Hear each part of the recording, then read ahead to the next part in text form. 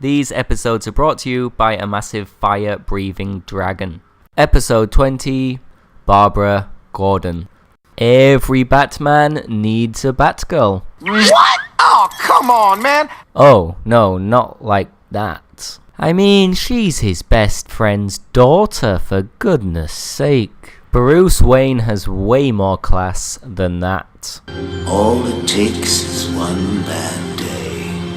That's how far the world is from where I am. Just one bad day. Joker, I know you are insane, and I even admire that. But please don't take me back. It was just sex, for God's sake. It doesn't have to mean anything. It's not like we have to care. I don't care. You don't care. We just go back like it was. That's all. Oh, I was really hoping I could block that one out forever. The Killing Joke, one of Batman's best ever comics and worst ever films. Batman and Batgirl do actually occasionally get together, and it's never good. He even gets her pregnant in Batman Beyond 2.0. Really ticks me off after all those lectures he gave me about using protection. Indeed. Are you all right, Master Dick? And you're certainly right to be ticked off, Dick. However, while fighting criminals, she gets hit in the stomach and has a miscarriage. Well, that most definitely feels like a story arc that didn't need to happen.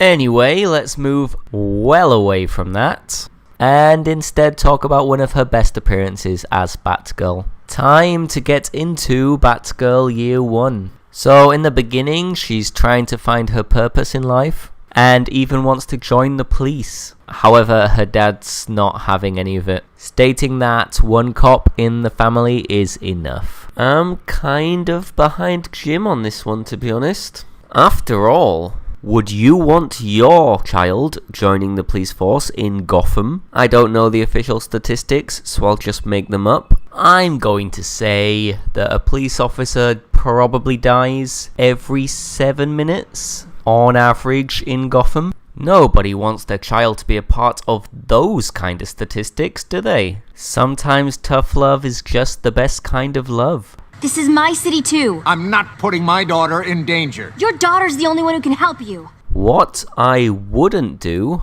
however, is take that same daughter to a police officer's party to cheer her up. Bloody hell, Jim. Talk about rubbing salt in the wounds. I bet Jim used to take Barbara to the roller coasters she was too short to ride as a kid and make her watch him have the best time ever. Kinda hope he did, actually. That would be pretty funny. Anyway, Barbara basically gives her dad the middle finger by turning up dressed in Batman-style clothes. Solid rebuttal.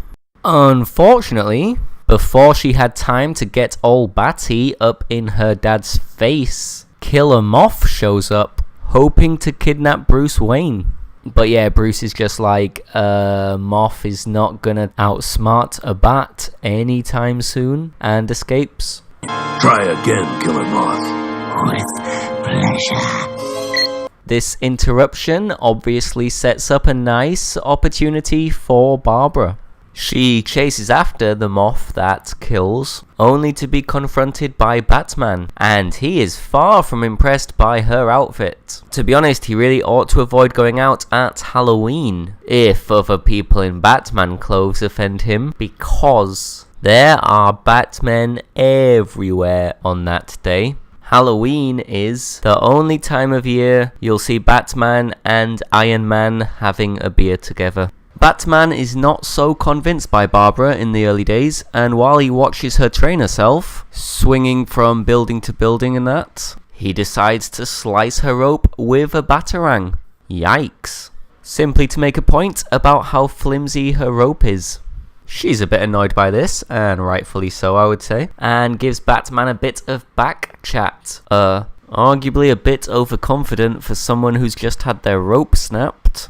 After all, Batman is a pretty tough early opponent. I'd just stick to Killer Moth for now, if I were you. Bruce just pulls out the sleeping gas and knocks her out. Bruce Wayne, you are brutal, my friend. Later, he asks her purpose. She doesn't really give a good enough answer. So he's like, Robin, hit her with that sleeping gas again. And boom, just like that, she's asleep. Bloody hell, Bruce. Put the sleeping gas away for a minute. Give the girl a break. Robin is a bit less intense and sends her a package with a decent rope inside. Aww. That boy is destined to steal her heart one day. You mark my words. Bruce Wayne. Knew it. And that makes you Dick Grayson. And you are? Sorry. As a not quite official freelancer, I have to go the extra mile to protect my privacy. She's Barbara Gordon. Gordon? As in the commission's kid? Love at first real identity reveal. Classic phrase. They seem destined to be happily ever after. Well, until his best mate gets her pregnant, obviously. Getting back on track. So Robin ends up bringing Batgirl out on a few missions and keeps trying to kiss her in between. Alright, Dick. Maybe you need to slow it down a touch.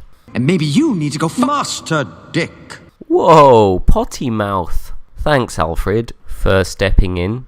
Barbara's big opportunity comes courtesy of Killer Moth and Firefly, who have recently set fire to the GCPD headquarters. Absolute rascals. The villains are on the verge of escaping on Killer Moth's helicopter when Batgirl shows up. She throws her new and improved rope at the helicopter, and faster than you can say, It was just sex, for God's sake. she's hanging from a rope in the sky. Batman and Robin do get there a bit later, but they just let her get on with it. I'm pretty certain Batman at least considered cutting her rope again, being the prankster that he is. But they did leave her to it, and she did bloody well. She manages to divert the helicopter onto a rooftop. It's all pretty badass. While she lands in a swimming pool. Very refreshing, I'm sure. Batman was very impressed and starts training her for real. Very fun story overall. Barbara Gordon, of course, also later becomes Oracle. However, I think Oracle deserves her own individual episode, so we'll save that for another time. To conclude, keep it professional, superheroes. TD.